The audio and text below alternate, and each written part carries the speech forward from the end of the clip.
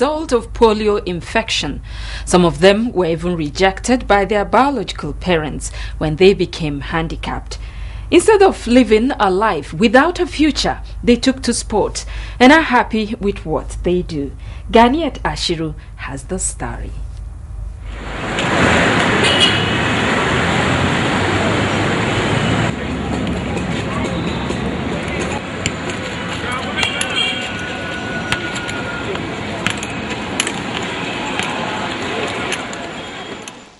Sports is an activity that usually requires physical effort or skill and carried out according to fixed rules.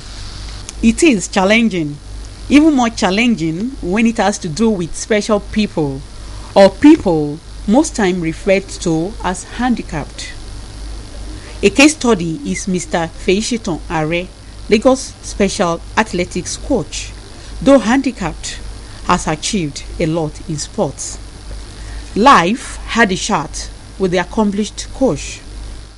I'm from Ogun State, but I was born here in Lagos. I was born here in Lagos through Mr. and Mrs. Are.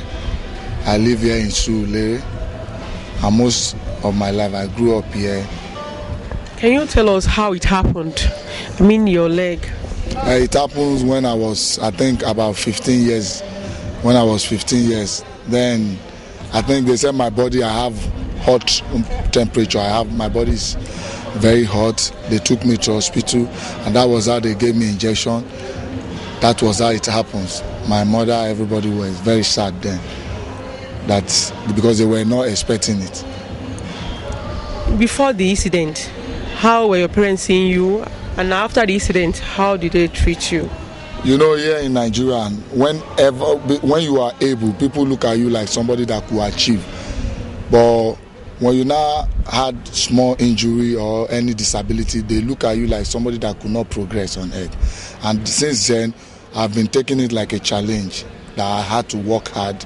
Even when I do it as far as going to the street, preach to the other disabled on the street that is begging, that they should come into disabled sport so that they can find ways. It's not only begging that they can use in assisting themselves. So since then, I've started doing sport from my primary school, secondary school. Even while I was in secondary school, my parents, they're always quarreling with me that what do I think I'm doing, that I'm not supposed to be doing sport. I'm supposed to do this, do that. You know, I have a lot of problems with my father, mostly my father. So suddenly when this thing happened, my father even neglected my mom for some time. You understand? But you know, even when I now get to some certain stage, before I came to Lagos, I was the one that still asked my mom that I want to see my dad.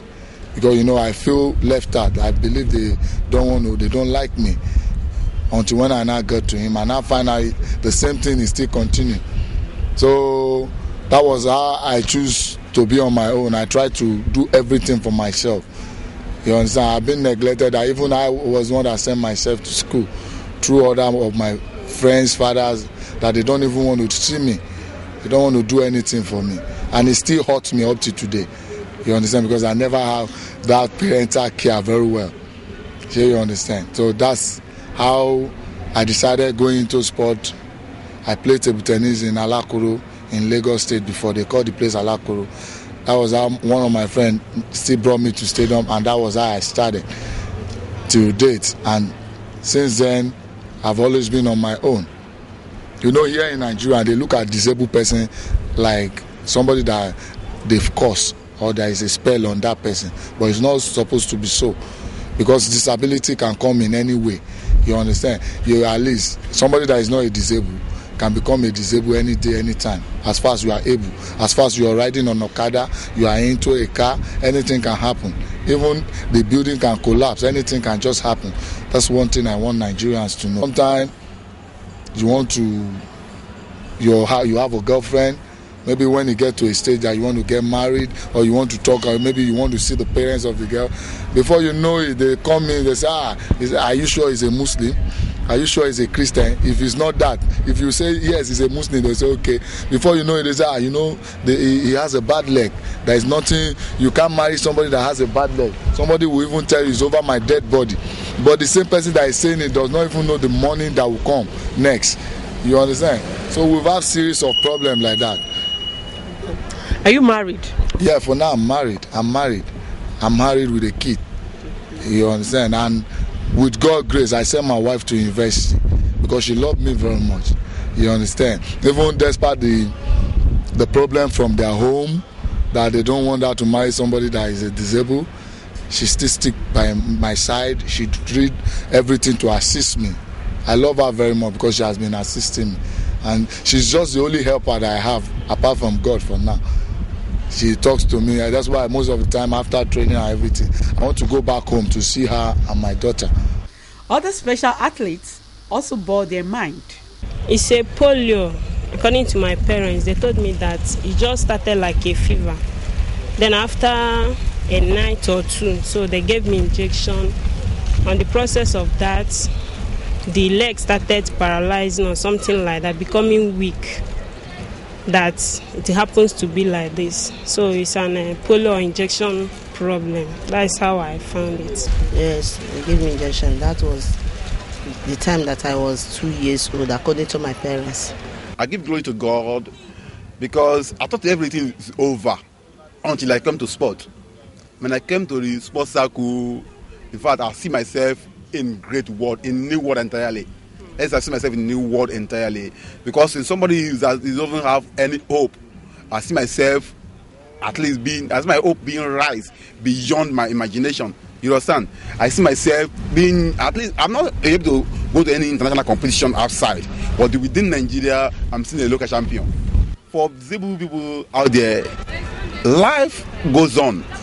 And one thing I believe in my life is that life continues.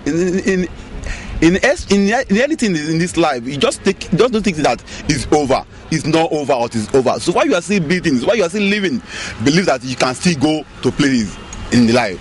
So just don't take things as because of my condition, I need to hand this way, because of my disability, it's supposed to be in this way. No, you can't just limit yourself. Feishiton Are advises other handicapped out there. They shouldn't lose hope because their God is able. People might call them disabled, but their God is able. And I want them to know they are able in the Lord. So I want them to come into sports, whatever they know they can do to achieve in life. Begging does not last, and they cannot continue to beg even at the age of 40, 50.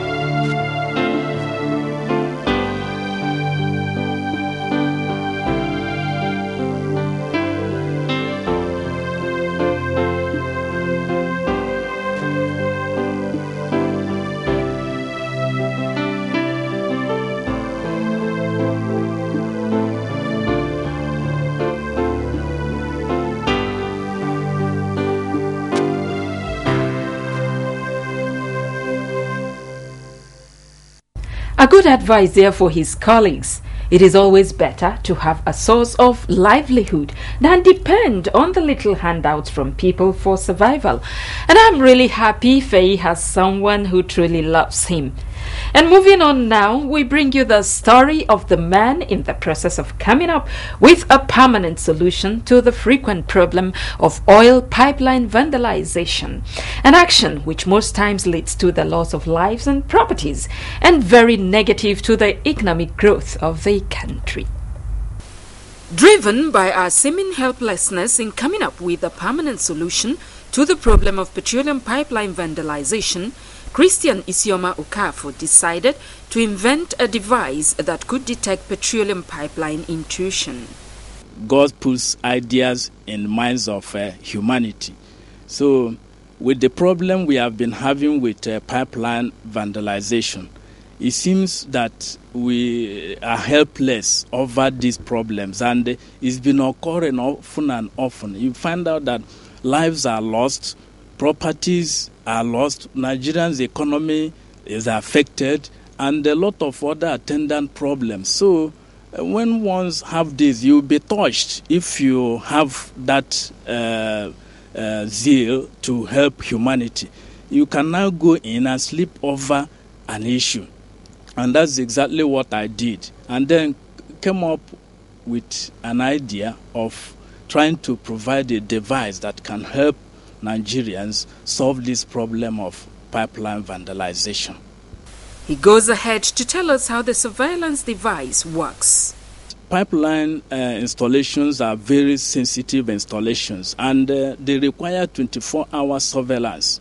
But because human beings cannot provide this kind of surveillance, that has occasioned most of these problems we are having. But this device now, what it does is that it gives you surveillance on the pipeline of a particular length 24 hours and every day.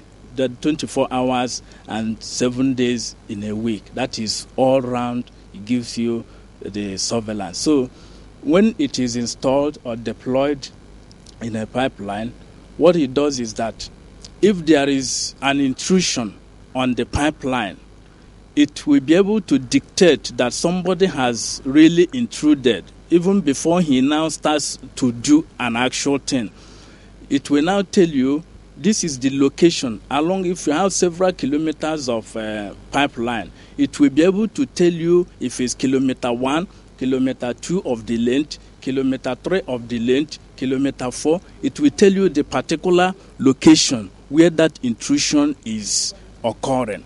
And it will also tell you the time, and will tell you the duration the intrusion has occurred, the length of time it has stayed.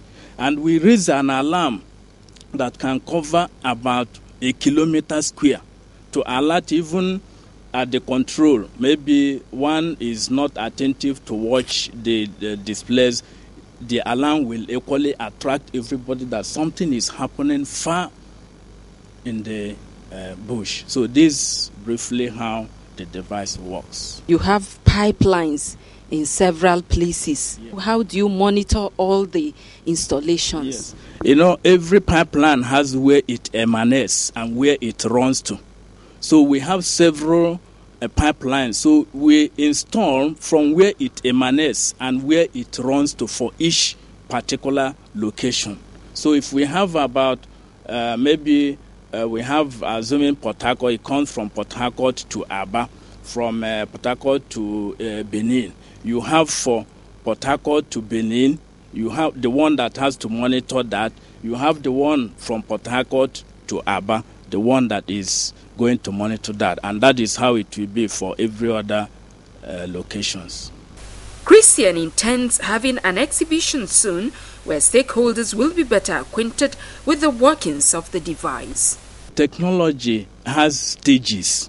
So the stage I am now is the stage to taking it to where they will now come. Because after this, I'm going to now arrange for an exhibition where they will now be invited. Even though they can come in, we can still interact at this particular stage, but there will be a formal time when I'm going to arrange an exhibition where I will now invite the stakeholders to come and see it. They will now move and physically experience how it works themselves. There were challenges, no doubt, in coming up with the device, but Christian's ultimate goal in solving the problem of pipeline vandalization spurred him on.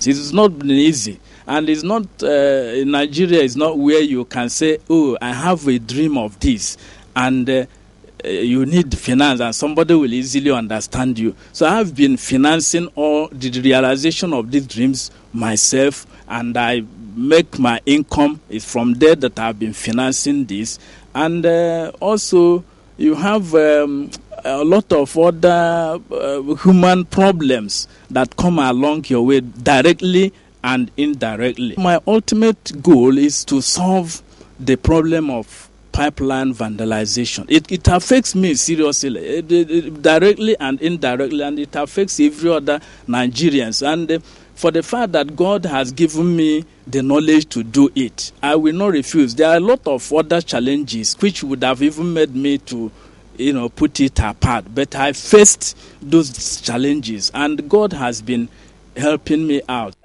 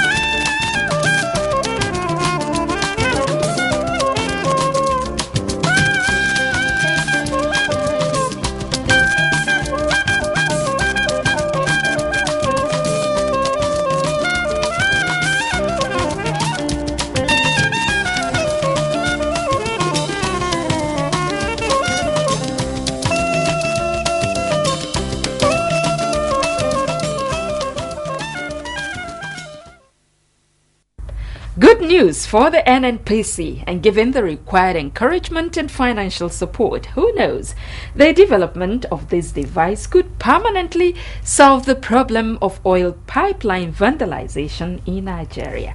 Thanks for watching. Do have a beautiful week.